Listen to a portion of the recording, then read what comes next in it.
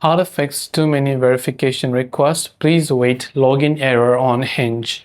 Hey everyone, welcome to the channel. In this video, we're going to learn how we can fix too many verification error on Hinge. So without any further ado and delay, let's get started with today's video.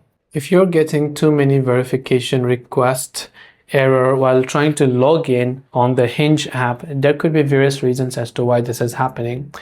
The first is that you want to make sure that you're connected to a stable and reliable internet connection. And if you're trying to log in again, do not try from the same page over and over again.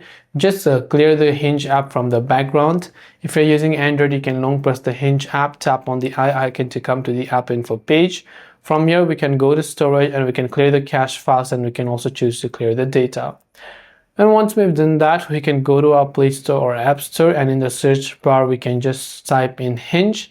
Now you simply have to check if the Hinge app has an update available, and if it does have an update, then you just have to make sure to update it to the latest version, as you can see right here. Now after that, you can just try to re-log into your Hinge account. If Hinge has imposed some type of restriction on your account, you might want to wait a couple of hours before you try to log in again.